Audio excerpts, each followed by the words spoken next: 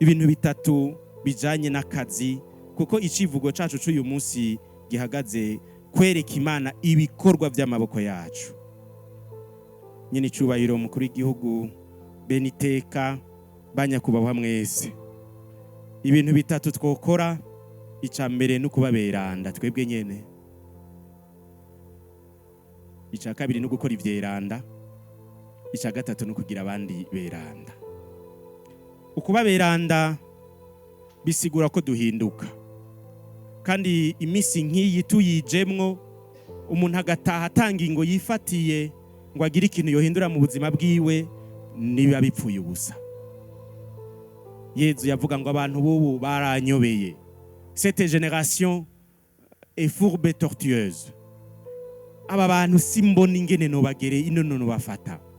Twebwe ntitwoba nk'abarya abantu, ahubwo nuko umuntu yokwiyamanda, umuntu yohagarara akasubira mu mutima wiwe akavuga ati je ndakeneye kuba mwiza, ndakeneye kwezwa, ndakeneye gukizwa, ndakeneye gukira, ndakeneye kubohoka, ndakeneye guhagarara. Kandi bihera ngaho, tutabibona biragora ko dutera imbere. Kuba beranda, duhebe inyifato zitameze ko individuellement et collectivement, duhebe les attitudes, les comportements zidajanye na vision tuba dufise. Umuntu akavuga ati narakuze, ndumva yuko narateye intambwe, gukora ibintu uri umuntu mwiza. Ko dusenga, umwe wese agende mu ishengero ryiwe, agerageze gutera intambwe mu bukristo bwiwe. Yasenga avuga ati naje ndahamagariye kuba umweranda nk'abarya abantu tubona umengo baragerageza. Twese turahamagariye gushika kuri rujya rugero, tugende turondere kuba beranda mu mashengero yacu, tube beza ku mutima, dusaba Imana irabishobora, twemere ko dukeneye kuva aho turi. Il y a toujours possibilité d'avancer. Hari abantu bamaze kwiyakira ngo nikomeze nukunyene jewe naragerageje byaransiye kute nibisanzwe. No, tout est possible. Dusenge sincèrement, duhinduke vy'ukuri. Iri jambo ry'Imana ribi jambo ry'Imana, turigendere, turishire mu ngiro, tube beza ku mutima, twirinde igicumuro ico ari cyo cyose, twirinde igicumuro.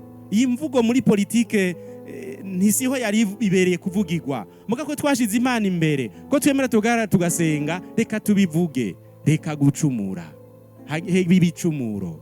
Genda ukizwe vy'ukuri, hinduka, kuko niwe tuzeye ko ejo hari ivy'Imana igucisha ko nguduhe. Reka kuyizibira, reka kubuza Imana kuduhezagira, reka kubuza Imana kwidushikira. Twugurura imiryango, ibyiza by'Imana bigushikire, kubera bifise aho bishikira, bize bishikira abarundi. Tube beranda, niho tuzokiza kino gihugu cacu kigatera imbere. Les leaders ont toujours été des personnes intègres. Les vrais leaders ont toujours été des personnes intègres. L'intégrité nayo turayironkera mu gusenga, mu gupfukama, tugaca bugufi tuti Mukama mpezagira. Ica kabiri, dukore vyeranda. Mu gifaransa ica mbere ni être saint, ica kabiri ni sanctifier le travail. Sanctifier le travail, dukore ibyiza ivyeranda. Dukora akazi neza, dushike ku kazi ku isaha, dushike ku kazi ku isaha, dukore mu gihe. Hariho nigeze kubaza nivuga ibintu bibiri mu Burundi bigitangurira ku isaha, vuga ibintu bibiri bigitangurira ku gihe, ponctuel, bitangura ku isaha mu gihugu. Mu buzi bari ntibahavuga, bavuga imisa, bavuga no mu gisonda. Hariho ibintu bitangura ku isaha. Imisa nayo itangura ku isaha. Ucerewe uzi ko wacerewe, uwogira kurya imisa, tugiye mu misa tugenda turiruka, mugabo ugiye mu biri wawe ukagenda buke. Naco bikintu cyo gutuma du sanctifier le travail. Comment sanctifier le travail? La ponctualité. Comment sanctifier le travail? La qualité du travail bien fait, le souci de la qualité. Ico kintu naco caratujanye mu Burundi. le souci de la qualité. La maïre la série qui a un document officiel. C'est que la qualité s'est perdue. Donc umuntu ntafishe ako gatima ko kugomba gukora byiza kubikora neza amasaha y'akazi aheze umuntu aravuga ati sinihuta reka sindaheza kugomba guhingura ikintu ngo kibe cyiza kimere neza umuntu yumve ko ahimbawe nuko yakoze ibintu byiza akibagira ko ahembwa agahimbagwa ariho n'ubwiza bw'igikorwa akora. Abantu bene abo bagwiriye burya n'igihugu gitera imbere. Abantu bahimbagwa na la qualité de leur travail, bagahimbagwa nuko byagenze neza byakoretse neza, bagahimbagwa nuko abantu bahimbara ibyo bakoze. Voilà les hommes qu'il faut kugira ngo igihugu gitere imbere.